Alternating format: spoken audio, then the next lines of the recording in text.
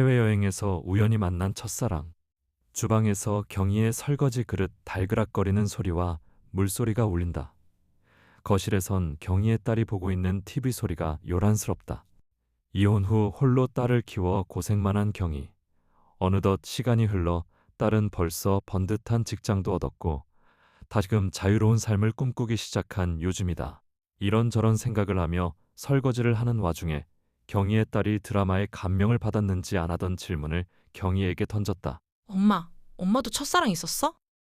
응, 있었지. 진짜? 언제? 아주 어린 시절 중학교 3학년 때였지. 오마이갓. 그럼 그 첫사랑은 몇 살이었는데? 고등학교 3학년. 오, 엄마 입에서 이런 소리 들으니까 신기해. 더 신기한 거 알려줄까? 엄마, 이번에 친구들이랑 대만 여행 다녀왔잖아. 그때 거기서 그 사람을 우연히 다시 만났어. 뭐야? 진짜야? 왜 말 안 했어? 완전 영화 아니야? 말해줘? 응. 호들갑 떠는 딸을 뒤로 한 채 경희는 그날의 공기를 떠올렸다. 따뜻하고 낯선 나라의 냄새가 난다. 햇살이 부서지던 공원. 공원의 새소리, 아이들의 웃음소리, 잔잔한 바람소리가 뒤섞인 대만의 한 넓은 공원에서 친구들과 사진을 찍던 경희는 사진을 찍어주는 한 친구의 뒤로 벤치에 앉아있는 낯이 익은 남자의 모습이 시선에 들어왔다. 작은 흰 노트에 한 남자가 스케치를 하고 있었다. 그 남자가 고개를 들었을 때 경희는 직감적으로 그 남자에게 뛰어갔다. 아니겠지 하면서도 경희의 몸은 그 남자에게로 향했다. 철호 오빠? 경희? 시간이 멈춘 듯 했다. 소년의 미소는 여전했지만 얼굴 군데군데의 주름이 세월을 말해줬다. 어딘지 모르게 교양이 쓰며 그의 취향이 묻어나는 멋들어진 차림이었다. 둘은 서로를 한 번에 알아보았다. 오빠 맞지? 와, 이게 누구야? 경희야. 철호 오빠. 경희야. 어쩜 너는 하나도 안 변했다. 여전히 예쁘네. 환한 빛이 둘을 감싸 안아 대만의 햇살의 눈부심인지 그들에게서 나오는 눈부심인지 구분할 수 없었다. 그날 경희는 친구들에게 오늘은 혼자 있겠다. 양해를 구했다. 쑥덕거리는 친구들을 뒤로 한 채 그렇게 다시 오랜 세월을 거슬러 맞닿은 시간의 문이 열렸다. 둘은 잠시 공원 한 바퀴를 돌며 대화를 이어나갔다. 이게 얼마만이야. 그것도 하필 다른 나라 공원에서 우연히. 그러게. 우리 첫 만남도 공원이었지? 맞아. 그랬지. 1978년 우리 동네 중앙공원엔 항상 같은 벤치에 앉아 그림을 그리는 고등학생 남자가 있었다. 훤칠한 용모와 그림에 열중하는 모습이 멋있어 보여 남몰래 호기심을 가졌다. 하지만 부끄러움이 많았던 나는 차마 말은 걸지 못하고 매일 그 옆을 지나며 괜히 발걸음을 늦췄다. 그런데 어느 날 오빠가 그걸 눈치챘는지 나에게 먼저 말을 걸어왔다. 와서 구경할래? 그 말 한마디에 내 세상이 반짝였다. 그림 좋아해? 네.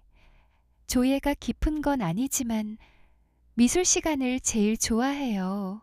그렇구나. 나던데 나는 미술대학에 들어갈 거야. 와, 진짜 멋져요.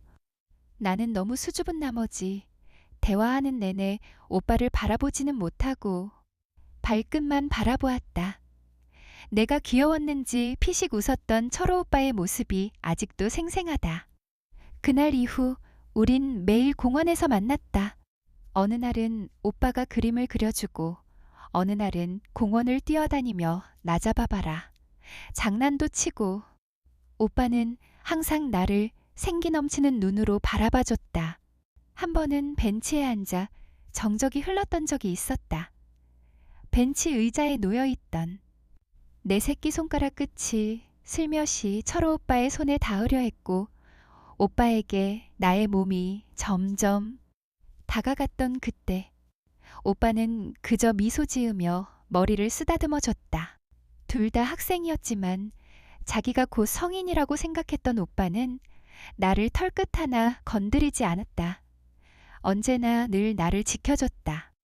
정말 젠틀하고 멋있는 사람이었다.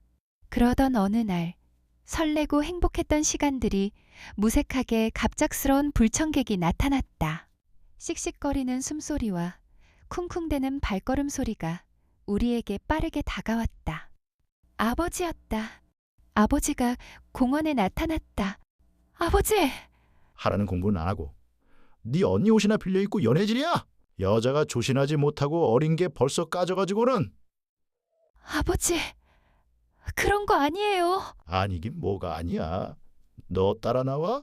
나를 끌고 가며 고래고래 소리치던 아버지는 어찌나 화가 났던지 얼굴이 시뻘갰고 반항이란 걸 몰랐던 그때의 나는 심장이 뛰다 못해 밖으로 튀어나오는 줄 알았다. 오빠도 놀라서 숨을 몰아쉬며 아버지에게 딱 붙어 걸으며 황급히 말을 이어갔다. 그런 게 아니에요. 아버님 제 말 한 번만 들어주세요. 누가 네 아버님이야? 너 경희한테 다시는 얼씬도 하지 마. 알겠어? 오빠는 울상인 모습으로 공원 중간에 멈춰섰고 아버지에게 낚아채이듯 끌려가며 멀어져가는 철호 오빠에게 울부짖었다. 사거리 슈퍼골목 파란 대문. 그 후로 우리는 아버지가 동네에 없는 시간을 틈타 몰래 만남을 이어갔다. 오빠는 늘 반겨주었고 여전히 따뜻했으며 우린 정말 풋풋하고 예쁜 감정들을 나누었다. 그러다 어느 날 철호 오빠가 감쪽같이 사라졌다. 공원이 텅 비었다. 많은 아이들의 웃음소리가 끊이지 않았지만 철호 오빠가 없는 공원은 텅 빔 그 자체였다. 굴려가는 낙엽 소리가 유난히 더 쓸쓸하고 크게 느껴졌다. 다시 2025년 대만의 한 카페에서 경희와 철호는 마주보고 앉아 있고 경희는 밀크티를 홀짝 마셔본다. 잔잔한 대만 음악이 흘러나왔다. 밖은 분주했으나 카페 안 공기는 평화로웠다. 그날의 상처가 마치 어제 일이라도 된 양 경희는 조금 투정이 섞인 담담한 투로 철호에게 물었다. 그땐 왜 말도 없이 사라졌어요? 군대에 갔었어. 몇십 년 만에 밝혀진 진실에 경희가 밀크티 잔을 내려놓았다. 서로는 경희의 밀크티 잔만 바라보았다. 내가 그렇게 매정하게 말도 없이 사라졌지만 경희 널 오랜 시간 잊지 못했어. 그래서 너희 집으로 편지 여러 통을 끊임없이 보냈었어. 오빠, 그게 진짜야? 난 아무것도 받은 게 없는데. 내 생각엔 너희 아버지께서 버리신 것 같아. 너한테서 답이 없는 걸 보고 직감했지. 경희는 괜시리 눈물이 고였다. 갱년기인 건지 소녀의 마음이 남은 건지는 알 수 없었다.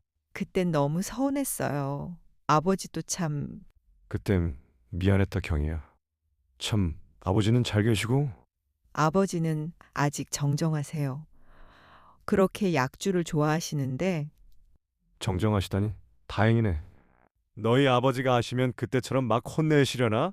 철호의 농담조에 분위기는 금세 화기애애해졌다. 그날 경희와 철호는 하루 종일 걸었다. 어째서인지 오늘만큼은 10대 못지않은 열정과 체력이 둘에게 남아 있었다. 시장도 가고 카페도 가고 철호는 좋은 곳이 있으면 사진을 찍어줬다. 미대 교수인 그의 미적 감각은 뛰어났다. 사진 실력은 수준급이었고 경희가 웃을 때마다 셔터 소리가 났다.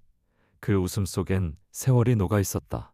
철호는 영어를 유창하게 했고 또 한 번 경희의 가슴이 10대 소녀의 그것처럼 떨려왔다. 해가 질 무렵 두 사람은 바다로 나갔다. 붉은 노을이 수면 위를 녹이고 있었다. 오늘 하루가 너무 아름답고 도무지 믿기지 않아 설레임과 동시에 경희는 불안했다. 아내분은 같이 안 오셨어요? 경희는 내심 눈빛이 너무 노골적일까봐 괜히 시선을 돌리며 가벼운 화제인 양 물었다. 응, 오래전에 사별했어. 경희는 그가 안타까우면서도 내심 안도했다. 저도 이혼했어요. 딸 한 명 있고요. 경희 닮았으면 미인이겠네. 나도 아들이 하나 있어. 아드님도 오빠처럼 미남이겠어요. 사실 아들이 여행을 보내주겠다고 원래 아들이랑 같이 오기로 했었어. 근데 내가 혼자 가고 싶다고 했지. 경희 너는 아까 공원에서 보니까 친구들이랑 같이 온 것 같던데. 네. 이혼하고 혼자 딸 키우느라 여행 한번 못 오다가 애도 다 컸고 여유가 되어서 우정여행 왔어요. 그렇구나.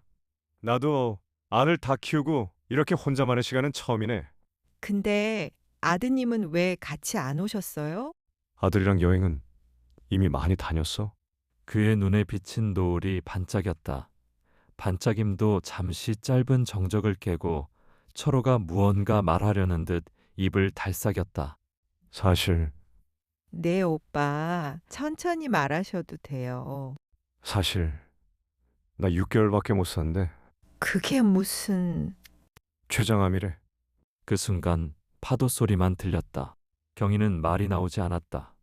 어쩌면 철호와 남은 평생을 함께할 수도 있겠다는 경희의 기대감이 순식간에 산산조각이 되어 흩어졌다.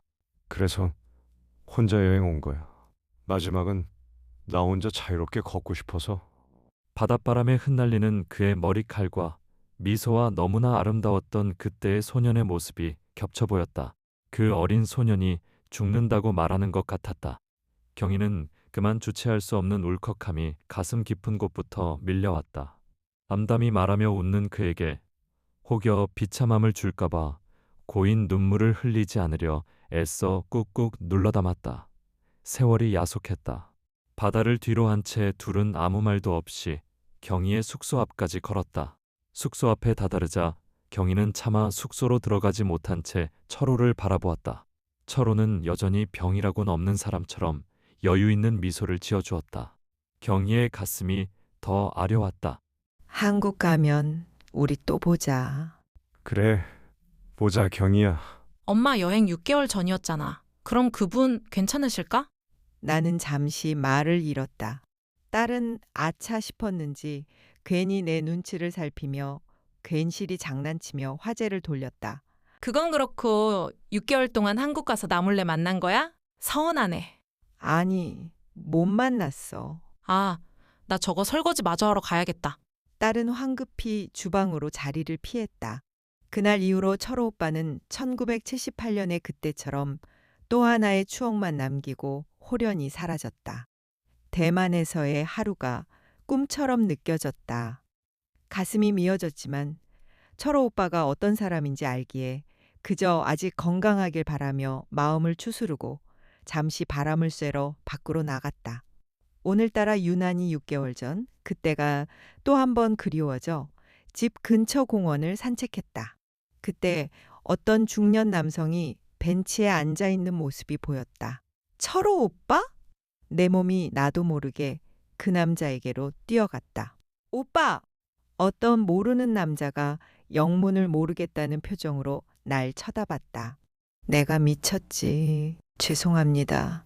나는 그렇게 집으로 돌아갔다. 터덜거리는 다리를 이끌고 아파트 1층에 다다랐을 때 우편함 속에 낮에는 안 보였던 봉투 하나가 있었다. 아주 예쁜 분홍빛 봉투였다. 나는 고지서가 아닌 분홍빛 봉투를 의아해하며 집으로 들어와 방문을 닫고 봉투를 조심히 뜯어보았다. 편지지엔 어린 시절 익숙한 고등학생 소년의 필체가 꾹꾹 담겨 있었다. 경희에게 경희야 안녕 나 철호. 대만에서 너를 우연히 다시 만났을 때 내 눈엔 아직도 너는 어여쁜 소녀더라. 그날의 하루가 내 인생 최고의 선물이었어. 미안해 경희야. 너에게 못난 모습 보이기 싫어서 그때처럼 연락을 못했어. 또 한 번 너에게 상처를 주는구나. 마지막 모습만큼은 듬직하고 멋진 오빠로 남고 싶었던 철없는 나의 마음을 용서해다오. 이 글을 경희가 읽을 때쯤이면 난 자유로운 영혼이 되었겠지. 마지막 날 공항에서 강변 공공 아파트 502호라고 외칠 때 그 말에 사거리 파란 대문 외치던 너의 옛날 모습이 생각이 나서 어찌나 귀엽던지. 그러니까 울지마 경희야. 너가 슬퍼하면 나도 슬퍼. 우리 꼭 다시 만나자. 경희는 천천히 와. 알겠지? 많이 좋아하고 사랑하는 여전히 소녀 같은 경희에게 철호 오빠가. 편지 뒤에는 웃고 있는 내 얼굴 스케치 한 장이 그려져 있었다. 대만의 바닷가, 그때 내 모습, 활짝 웃고 있는 소녀 같은 나. 차마 앉지 못한 채 편지를 읽고 있던 내 다리가 주저앉았다. 나는 그렇게 철호 오빠를 영원히 가슴에 묻은 채 보내주었다. 다음 날 아침 어? 엄마, 이 그림 뭐야? 엄마네? 어제는 없었는데. 오래된 친구가 선물해줬어. 너무 예쁘다. 꼭 학생 같아. 얘가 아침부터 주책이야. 햇살이 내 얼굴을 비췄다. 나는 여전히 소녀였던 나를 매일 아침 다시 꺼내본다. 그때의 바람, 그때의 웃음. 여러분도 가슴속 묻어둔 여리고 풋풋했던 사랑이 있나요?